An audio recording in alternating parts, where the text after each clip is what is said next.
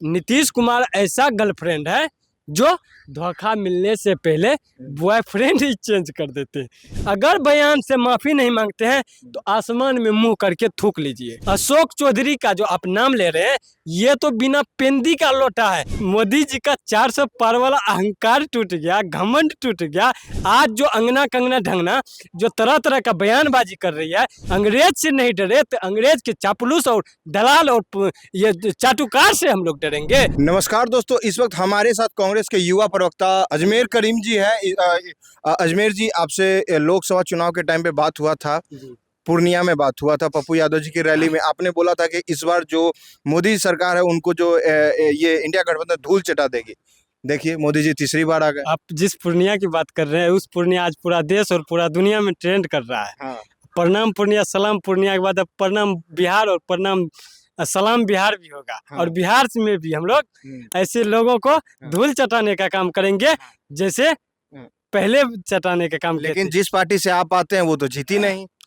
Congress party नहीं जीती। कहाँ जीती? मोदी जी के कांग्रेस पार्टी देश के सबसे बड़ी लोकतांत्रिक और संवैधानिक पार्टी है। हम ये कह नहीं रहे बल्कि पूरा देश महसूस कर रहा है। मोदी जी का 400 पार वाला अहंकार टूट गया, घमंड टूट गया। जाति धर्म के नाम पे राजनीति करने वाले लोगों का ये लोग चकनाचूर हो गया। तो ऐसे लोगों को घमंड टूटा तो क्या ये सरकार को नहीं टूटी? सरकार खत्म नहीं होगा। सरकार जो एनडीए की सरकार थी, एनडीए की सरकार अब बैसाखी पर आ गए तो क्या आपको नहीं लग रहा है? 400 पार बोल रहे थे। 400 पार तो 400 पार कहाँ गया? पूछिए ना ऐसे लोगों को, जवाब लीजिए ना, सवाल कीजिए ना। हिम्मत है, वो हैसियत है, जवाब देगा। कोई टिकेगा, कोई रुकेगा, कोई बोलेगा, कोई जवाब दे पाएगा? कोई नहीं टिकने वाला है। अभी तो 400 पर का इसका घमंड टूटा है। सरकार का भी को भी हम लोग तोड़ने का काम करेंगे। अभी तो आगे में विधानसभा चुनाव है, लोकसभा चुनाव बीता है। इंडिया गठबंधन ने पूरे देश और पूरे बिहार में मजबूत हुआ है। हम लोग इसी मजबूती के साथ आगे सरकार में हम लोग लाएंगे। तो सत्ता में जो पार्टी है वो तो आपके जो नेता है राहुल गांधी, उनके बारे में कहते हैं रील वाले आदमी है, रील बनाते हैं। देश की आंधी राहुल गांधी, देश के सबसे बड़े लोकप्रिय और जनप्रिय नेता राहुल गांधी है, जिन्होंने कश्मीर से कन्याकुमारी तक और मुंबई से महाराष्ट्र तक भारत जोड़ के भारत जोड़ो यात्रा और नफरत के बाजार में अनगिनत मोहब्बत की दुकानें खोल दी। ये लोग कहते थे आगे, अरे कौन राहुल? अरे वही राहुल जिन्होंने मोदी जी के रात की नींद को चकनाचूर कर दिया। वही राहुल जिन्होंने इनके 400 पार वाली घमंड को तोड़ दिया। अरे वही राहुल जिन्होंने इस देश में प्रेम, एकता, भाईचारा का पैगाम दे दिया। वही राहुल जिन्होंने इस देश में गंगा जमनी तहजीब को कायम रखने के लिए। मोदी जी के टाइम पे गंगा जमनी तहजीब नहीं थी। सवाल का बात कर अभी हो रहा है, अभी सरकार में है। इससे पहले भी वो सरकार में थी, एनडीए भाजपा सरकार में थी। तो आप अगर हम लोग रोजगार भी मांगने जाते थे तो रोजगार के नाम पे ये लोग लाठियां बरसाते थे। तो क्या ये लग रहा है कि तो कांग्रेस के टाइम पे भी होता था? तो कांग्रेस भी मारती थी। तो कांग्रेस नौकरी बांटती थी, कांग्रेस रोजगार देता था। कांग्रेस भी कहती है कि हमने कांग्रेस से ज्यादा सरकार दी है 15 साल। बीजेपी के लोग हाथ में, देश के युवाओं के हाथ में तलवार देते हैं और कांग्रेस पार्टी देश के युवाओं के हाथ में, छात्रों के हाथ में कलम बांटने का काम करते हैं। और कलम जब पढ़ लेते हैं, लोग शिक्षित हो जाते हैं, युवा जब शिक्षा अध्ययन कर लेता है तब उनको रोजगार देते हैं। ये कांग्रेस पार्टी का हैसियत है, कांग्रेस पार्टी का क्षमता है, कांग्रेस पार्टी का देन है। अरे कांग्रेस जनता वोट क्यों नहीं दे रही है? कांग्रेस ने पिछले 70 सालों में अगर पोलियो अभियान न चलाया होता तो आज भारतीय जनता पार्टी में सब के सब जो लोग आज टिप्पा टिप्पणी और बयानबाजी कर रहे हैं, ये लोग अंधे होते, ये लोग बहरे होते, ये लोग अनभक्त होते और ये लोग गूंगे होते। कांग्रेस पार्टी का देन है कि पोलियो का अभियान लाया और आज सभी लोग अपनी अपनी, आज आप लोग भी मेक लेके तमाम तरह दिन भर मोदी मोदी मोदी मोदी कर रहे हैं, मीडिया कर रहे हैं। ऐसे लोगों को शर्म आनी चाहिए जो इस तरह का पत्रकार दिन भर मोदी मोदी करते। अरे आप लोग को सवाल पूछना चाहिए। बिहार में लगातार बलात्कार हो रहा है, बिहार में लगातार आपराधिक घटनाएं घट रही है, बंगाल में नहीं हो रहा है, बिहार में लगातार पुल गिर रहा है। एक कहानी सुनिएगा। यह बिहार है। बिहार हमेशा, बिहार के लोग और बिहार वासी हमेशा उड़ती हुई चिड़िया को चूना लगाने का काम करते हैं। तो बिहार बिहार इस देश का दिल्ली का रास्ता तय करता है। हम्म। और इस बार बिहार आज अगर केंद्र में कोई प्रधानमंत्री और प्रचार मंत्री है, उसका नाम हम नहीं लेना चाहते हैं, क्योंकि वो हमारे लिए काम नहीं करते हैं। उनके जो पक्ष के लोग हैं उनके लिए काम करते हैं, तो इसीलिए उनका नाम लेना मेरे लिए सौभाग्य नहीं है, दुर्भाग्य है। इसीलिए आज जिस तरीके से अच्छा अजमेर जी, अभी 5 मिनट पहले का एक न्यूज है, महाराष्ट्र से एक विधायक है नीतीश राणे, उन्होंने बोला है कि मस्जिद में घुस घुस कर मुसलमानों को मारेंगे। मुसलमान ये बयान थोड़ा सा मतलब गैर संवैधानिक है, लेकिन उन्होंने इस तरह का भाषा का प्रयोग किया है। आप लोग एक पत्रकार हैं, लोकतंत्र के चौथे स्तंभ हैं, समाज का आईना है और सच्चाई दिखाने का प्रयास करते हैं। सबसे पहले तो इस देश के नागरिक हैं सब। अगर हम पत्रकार प्रवक्ता हैं, प्रवक्ता से पहले तो इस देश के नागरिक हैं। क्या इस देश का जो संविधान, हमारा देश का जो लोकतांत्रिक अधिकार और हमारा इतिहास और हमारे इतिहास और इस आज़ादी के बाद और आज़ादी से के समय में जिन महापुरुषों ने जिस देश के लिए प्रेम, एकता, भाईचारा के लिए और गंगा जमुनी तहजीब को कायम रखने के लिए और इस देश का संवैधानिक लोकतांत्रिक व्यवस्था को कायम रखने के लिए जो लड़ाई लड़ी और वो लोग हमेशा से जोड़ने का काम किया, क्या आज के इस किसी भी सांसद या भाजपा के कोई भी विधायक इस तरह का अगर टिप्पा टिप्पणी करते हैं तो आपको लगता है कि इस तरह का होनी चाहिए? तो कहीं ना कहीं ये लोग देश विरोधी, संविधान विरोधी, लोकतंत्र विरोधी और इतिहास के विरोधी काम कर रहे हैं। ऐसे लोगों को शर्म आनी चाहिए। ऐसे लोगों को हम वहाँ की जनता, वहाँ के लोग, वहाँ के सम्मानित किसान, वहाँ के सम्मानित युवा, वहाँ के सम्मानित छात्र, वहाँ के सम्मानित महिलाएं उखाड़ के फेंकेगी।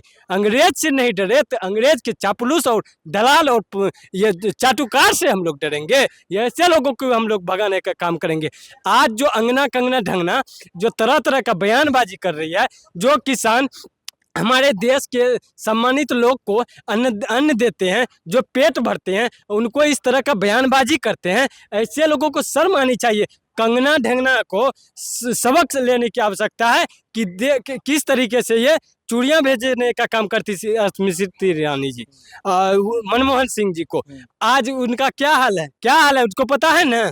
तो आज ये संसद बन गई है किसी तरह लोग को, वहाँ के लोगों को गुमराह करके। तो वैसे लोगों को चेतावनी हम दे रहे हैं और आपके न्यूज चैनल के माध्यम से हम उनको कह रहे हैं कि आप या तो अपने बयानों से बचिए या तो आप इस बयान से माफी मांगिए।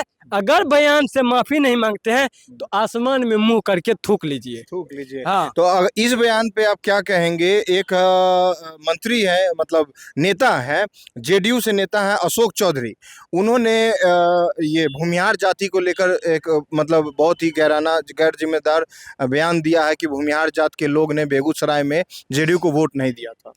पत्रकार महोदय, सबसे पहले आपको यह भी जानकारी होनी चाहिए, जो जिस मंत्री का आप बात कर रहे हैं वो मंत्री ना तो विधायक है ना तो सांसद है, वो है एमएलसी। यानी जनता ने उनको नहीं चुना है, जनप्रतिनिधि के रूप में वे नहीं है। उनको जनता ने लोकतंत्र के माध्यम से वोट दे करके सदन नहीं भेजा है, वो को चुना है। वही कह रहे हैं, सुनिए ना। तो आज जो उस तरह के लोग आज मंत्री के रूप में, एमएलसी के रूप में, विधान परिषद के रूप में सत्ता की मलाई खाते हैं और बिहार के लोगों को, बिहार के सम्मानित जनता को बदनाम करने का काम कर रहे हैं, यह बिहार के लिए दुर्भाग्यपूर्ण और निंदनीय है। ऐसे लोगों को शर्म आनी चाहिए। अशोक चौधरी का जो आप नाम ले रहे हैं, ये तो बिना पेंदी का लोटा है, कभी घड़क के उधर जाते हैं, कभी घड़क के उधर जाते हैं। आज अगर नीतीश कुमार जी मुख्यमंत्री पद का इस्तीफा दे दे तो अशोक चौधरी जैसे अन्य लोग मंत्री कहाँ रहेंगे? आपको पता है, कहीं नहीं रहेंगे। ये लोग सिर्फ सत्ता में रह के सत्ता की मलाई खाते हैं और बिहार के जनता को, बिहार के युवाओं को ठगने का काम करते हैं। लेकिन हमने तो आपके न्यूज चैनल के माध्यम से पहले कह दिया कि यह बिहार है। बिहार हमेशा से लोकतंत्र के माध्यम से अच्छे अच्छे लोगों को यहाँ पे रखने का काम करते हैं और खराब लोगों को भगाने का काम करते हैं। तो आज जो ये मंत्री सत्ता की जो मलाई खा रहे हैं, कुर्सी में जो एसी रूम में बैठ के तमाम तरीके से बयानबाजी कर रहे हैं, बिहार के लोगों को बदनाम कर रहे हैं, ये कहीं ना कहीं दुर्भाग्यपूर्ण है। और ऐसे लोगों को आगामी विधानसभा चुनाव में धूल चटाने का काम करेंगे। और जो अंग्रेज से हम लोग नहीं डरे, तो अंग्रेज के दलाल और चाटुकार से हम लोग डरेंगे। तो ऐसे लोगों को भी हम लोग आने वाले समय में बिहार की नीतीश जनता। कुमार भी अंग्रेज के चाटुकार। फिर आप किस नीतीश कुमार की बात कर रहे हैं? नीतीश कुमार बिहार के मुख्यमंत्री। मूर्ख मंत्री है, मूर्ख मंत्री हो। मूर्ख मंत्री है। अच्छा। जब से वो सत्ता में आए हैं, जब से उन्होंने मुख्यमंत्री पद की कुर्सी ली है, तो बिहार में उन्होंने क्या किया है? सिर्फ आज इधर, कल उधर, परसों उधर, फिर 4 दिन के बाद इधर। नीतीश कुमार ऐसा गर्लफ्रेंड है जो धोखा मिलने से पहले बॉयफ्रेंड ही चेंज कर देते हैं। अच्छा। भाई जो लोग कहता है कि हम मर जाएंगे, मिट जाएंगे, भाजपा में नहीं जाएंगे, तो उनका भाषा का मर्यादा और कितना सच्चाई है कि आप लोग देखिए, आप लोग भी तो देखते हैं, आप लोग भी तो सुनते हैं, आप लोग भी तो उनका बयान को दिखाने का प्रयास करते हैं कि वो एक तरफ करे कि हम मर जाएंगे, मिट जाएंगे, भाजपा में नहीं जाएंगे। आज उसी का पिछवाड़े में सटल है, घुसल है जबरदस्ती, पीछे वाले दरवाजा से सरकार में आ जाते हैं। तो ऐसे लोगों को शर्म आनी चाहिए कि नहीं? आप लोग फिर आप लोग उनको ठीक से सरकार चलाने नहीं देते हैं, इसलिए पलटी मारते हैं। आप लोग डिस्टर्ब करते हैं, परेशान ठीक करते से सरकार चला नहीं पा रहे हैं, हैं। क्योंकि बिहार में लगातार आपराधिक घटनाएं घट रही है। बिहार के सम्मानित महिला और बहन बेटियों के साथ बलात्कारें हो रही है, और इन तरीके से जो लगातार घटनाएं हो रही है, इस नीतीश कुमार जी के सरकार और बिहार में लगातार हो रहे आपराधिक घटने को लेकर हम एक छोटा सा स्लोगन भी लिखे हैं। अगर आपकी इजाजत हो तो उस स्लोगन को मैं आपकी न्यूज चैनल के माध्यम से दिखाने का प्रयास करूंगा और बोलने का प्रयास। बिहार में बाढ़ है, नीतीश कुमार है। हर जिला में बाढ़ है, नीतीश कुमार है। मंत्री जी अपने पिता के हत्या के इंसाफ के लिए लगा रहे हुंकार है, नीतीश कुमार है। बिहार के बहन बेटियों के साथ लगातार हो रहा बलात्कार है, नीतीश कुमार है। शासन से लेके प्रशासन तक सब भेड़ रंगदार है, नीतीश कुमार है। बिहार हो रहा बेकार है, नीतीश कुमार है। अच्छा, मेरा एक आखिरी सवाल है, आपको जाना भी है। मेरा सवाल आखिरी ये है कि बिहार में कांग्रेस की स्थिति उतनी खास तो है नहीं, उतनी अच्छी है नहीं। 2025 का चुनाव अगले साल है अजमेर जी, तो क्या लग रहा है कांग्रेस का क्या स्थिति रहने वाला है बिहार में? 2019 के लोकसभा चुनाव में यहाँ पर हम लोग इंडिया गठबंधन के समर्थन में 1 सीट जीते थे। जब 2024 का लोकसभा चुनाव आया तो इस बार हम लोग 3 लोकसभा सीट और 1 समर्थन कांग्रेस समर्थित निर्दलीय प्रत्याशी राजेश रंजन और पप्पू यादव जी मिलाकर के 4 सीट हम लोग यहाँ बिहार में मजबूत हुए हैं। तो इसी तरह से बिहार की जनता ऐसे लोगों को दरकिनार कर रहे हैं जो उनको अपमान कर रहे हैं और कांग्रेस पार्टी के पक्ष में वोट डाल रहे हैं। तो पहले हम लोग 1 थे, 1 से 4 हुए, 4 से फिर हम लोग 40 पे आएंगे, 40 से फिर 100 से ज़्यादा होगा, तो फिर हम लोग बिहार में सरकार बनाएंगे। सरकार जब बनेगा तो बिहार के लोगों को, बिहार के युवाओं को रोजगार का अवसर मिलेगा। जब 17 महीने में जो हमारा यहाँ का इंडिया गठबंधन का नेता और आदरणीय नेता प्रतिपक्ष श्री तेजस्वी यादव जी अपने उप मुख्यमंत्री कार्यकाल में बिहार के युवाओं को, बिहार के शिक्षकों को नौकरी देने का काम किया, जो सरकार 17 सालों में नहीं कर पाई, वो हमारे इंडिया गठबंधन के नेता 17 महीने में करके दिखाया। तो बिहार के लोग अब समझदार हो गए हैं। लोकतंत्र के माध्यम से और चुनाव के माध्यम से अब ऐसे लोगों को भगाएंगे और हमारे इंडिया गठबंधन कांग्रेस पार्टी और कांग्रेस पार्टी में जितने भी दल संगठन है सबको विधायक सांसद चुन के विधानसभा भेजेंगे और यहाँ सरकार बनाएंगे और वही सरकार हम बिहार वासियों को आगे बढ़ाने का काम करेंगे और बिहार को पूरा देश में नंबर 1 बनाने का काम करेंगे। तब हमारा बिहार को विशेष राज्य का दर्जा मिलने की उम्मीदें जगेगी। आपने सुना, हमारे साथ कांग्रेस के युवा प्रवक्ता अजीम करीम जी है। आप इस वीडियो के बारे में क्या सोचते हैं कमेंट सेक्शन में लिखकर अपनी राय जरूर दें और अगर आपको हमारा काम पसंद आता है तो यूट्यूब पे जासूस बाबा चैनल को सब्सक्राइब करें। धन्यवाद।